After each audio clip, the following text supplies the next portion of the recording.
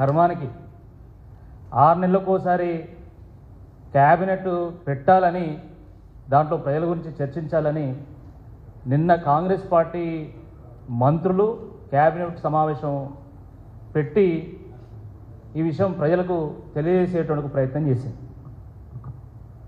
వెనుకటికి ఒక సామెత ఉన్నది, ముందు నాగలు చక్కగా పోతే వెనుక నాగలు చక్కగా వస్తుంది. కానీ దురదృష్టకరమైనటువంటి విషయం ఏంటంటే దేశవ్యాప్తంగా కాంగ్రెస్ పార్టీది ముందటి నుండి వంకరేది.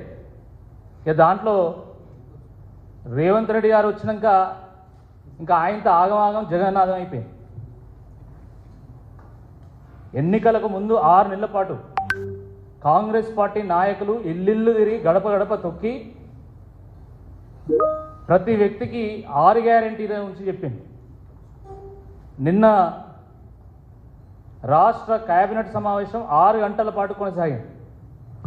6 గంటల పాటు కేబినెట్ సమావేశం పెడితే దాంట్లో కనీసము 6 గ్యారెంటీలను పక్కన పెట్టండి, కనీసము అర గ్యారెంటీ గురించి కూడా క్లారిటీ ఇవ్వలేదు.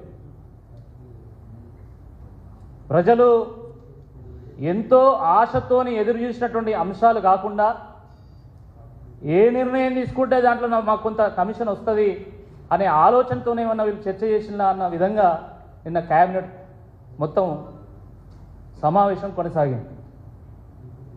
చాలా దురదృష్టకరం అండి. కళ్ళు కాయలు కాసే విధంగా ఈ రాష్ట్ర యువత అంతా కూడా నిన్న రాత్రి 9-10 వరకు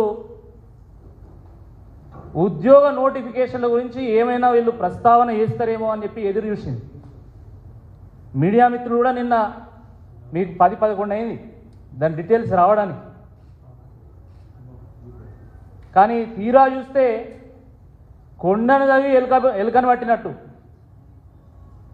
మొత్తం క్యాబినెట్ సమావేశంలో వాళ్ళ ప్రజలకు చేసింది ఏంది అంటే గుండు సున్నా, ఏం లేదల్లా.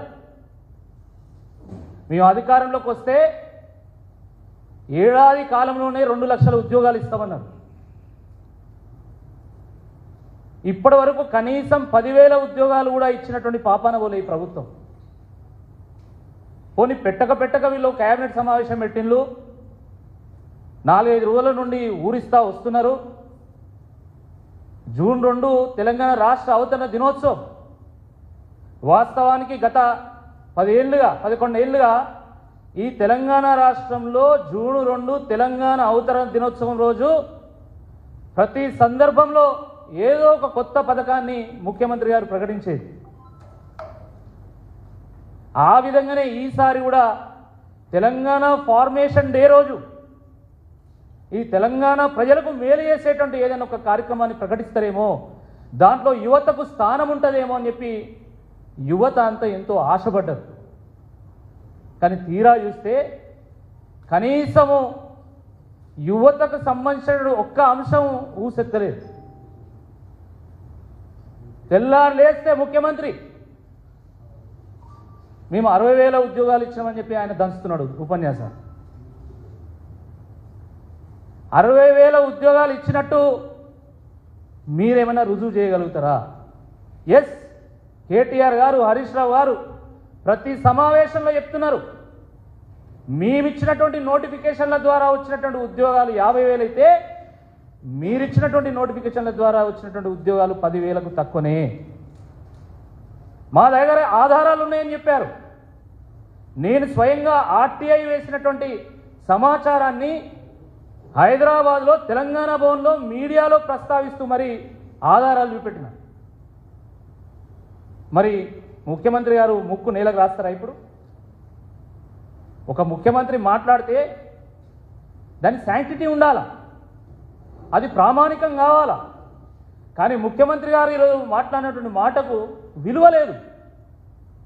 ఆయన ఏం మాట్లాడతాడో ఎవరికి అర్థం కాదు అని చెప్పి ఈరోజు ప్రజలు మాట్లాడుకునేటువంటి ఒక పరిస్థితి వచ్చింది.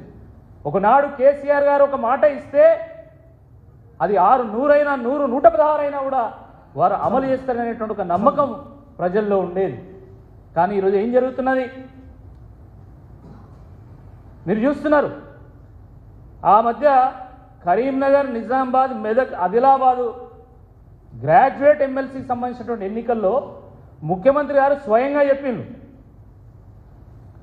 నేను 50,000 ఉద్యోగాలు ఇచ్చిన మా ప్రభుత్వం ద్వారా, నేను ఉద్యోగాలు ఇచ్చినా అని మీరు భావించకపోతే మీరు మాకు ఓటు వేయకండి అని చెప్పి వారు చెప్పడం జరిగింది. ఎస్, ముఖ్యమంత్రి గారి మాటలకు తగ్గట్టుగానే అక్కడ ఉన్నటువంటి యువత గ్రాడ్యుయేట్స్ ఓటు వేయలేదు.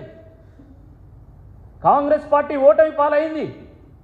అయినా కూడా బుద్ధి లేకుండా ఈరోజు మళ్ళీ మేము 60,000 ఉద్యోగాలు ఇచ్చినామని మాట్లాడతారు. నన్ను ఎవరు నమ్ముతలేడు, నన్ను దొంగను చూసినట్టు చూస్తాను అంటే మరి నేను ఎట్లా నమ్ముతారు? నేను ఎట్లా నమ్ముతాను? నువ్వు తెల్లారులేస్తే అబద్ధాలకు ఒక బ్రాండ్ అంబాసిడర్ లాగా, నువ్వు పుట్టినాక అబద్ధం పుట్టిందా, అబద్ధం పుట్టినాక నువ్వు పుట్టినావా అర్థం కానటువంటి ఒక పరిస్థితి ఈరోజు తెలంగాణ రాష్ట్రంలో ఉంది. ఇక గత 2 వారాల నుండి 3 వారాల నుంచి ఒకటే హడావుడి ఊర్లలో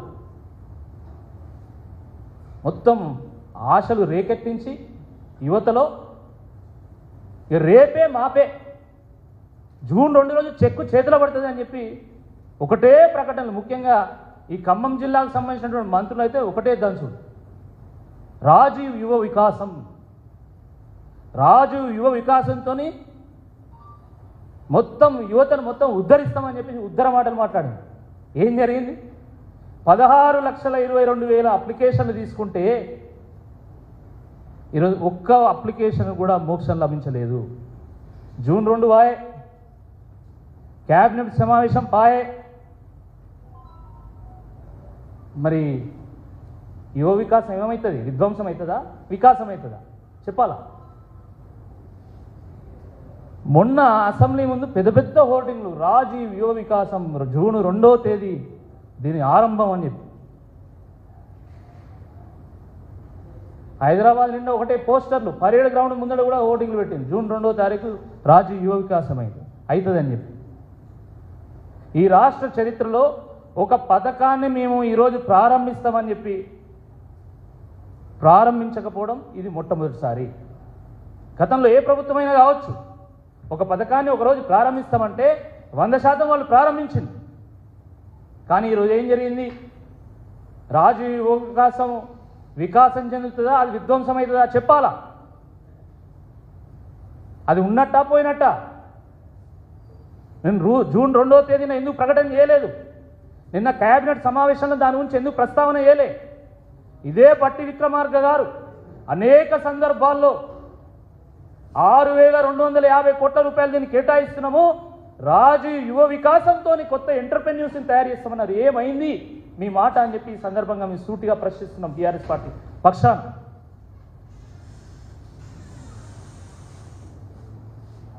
ఫీజు రీయింబర్స్మెంట్ లేదు, స్కాలర్షిప్ లేదు, స్కిల్ ట్రైనింగ్ సెంటర్స్కి బడ్జెట్ లేదు. కానీ యంగ్ ఇండియా అనే నినాదం, ఎట్లా యంగ్ ఇండియా అవుతుంది అంటున్నా నేను. ఒకవైపు మీరు పాఠశాలలు మూసేస్తున్నారు, విశ్వవిద్యాలయాలను అమ్మేస్తున్నారు, ఫీజు రీయింబర్స్మెంట్ మీద అనా పైస చెల్లించలే, స్కాలర్షిప్లకు చిల్లి గవ్వ ఇవ్వలేదు, స్కిల్ ట్రైనింగ్ సెంటర్స్ కాస్త స్కిల్ ట్రైనింగ్ సెంటర్స్ అయిపోయినాయి. రాజీవ్ యువ వికాసమా విధ్వంసమా అన్న అనుమానం. ఉద్యోగ నోటిఫికేషన్లో ఊసలేదు. ఇది ఎట్లా యంగ్ ఇండియా అవుతుంది అని అంటున్నాం. ఇటు యంగ్ని చీట్ చేసిండు, ఇండియాని చీట్ చేసిండు. మేము యంగ్ ఇండియా పేరు మీద యూత్ని చీట్ చేసిండు, దేశాన్ని చీట్ చేసిండు. స్వయంగా ప్రియాంక గాంధీ గారు వచ్చి ఈ రాష్ట్రంలో యూత్ డిక్లరేషన్ ప్రకటించింది. ఎక్కడ పోయింది ఆ యూత్ డిక్లరేషన్ అని అడుగుతున్నాం. ఇంకెవరిని నమ్మాలా? రేవంత్ రెడ్డి గారి మీదనైతే నమ్మకం పోయింది. కానీ కాంగ్రెస్ పార్టీ 125 ఏళ్ల చరిత్ర కలిగినటువంటి కాంగ్రెస్ పార్టీ అధినాయకులైనటువంటి రాహుల్ గాంధీని కూడా నమ్మేటువంటి పరిస్థితి లేదు, ప్రియాంక గాంధీ గారిని కూడా నమ్మేటువంటి పరిస్థితి లేదు. చాలా దుర్మార్గమే. ఇక ఉద్యోగస్తుల పరిస్థితి అయితే పాపం నిన్న రాత్రి 12 కూడా ఒక ఉద్యోగ సంఘానికి సంబంధించిన నాయకుడు నాకు ఫోన్ చేశాడు. ఎందుకంటే వాళ్ళు సమ్మెకి నోటీస్ ఇచ్చింది. సరే వాళ్ళని బుదిగరిచ్చి బతిమాలి అది చేసి సమ్మె విరమింపజేసారు. అయినా కూడా సరే ప్రభుత్వం వచ్చి ఏడాదిన్నర అయింది, మనం సమయం ఇవ్వాలా, వాళ్ళు మాతో పిలిచి మాట్లాడింది కాబట్టి వాళ్ళకి కొద్ది సమయం ఇద్దాం అని వాళ్ళు భావించి వాళ్ళు ముఖ్యమంత్రి గారి మీద నమ్మకం పెట్టుకుంటే నిన్న జరిగింది ఏందయ్యా, 18 నెలలైంది పిఆర్సీ ప్రస్తావన లేదు.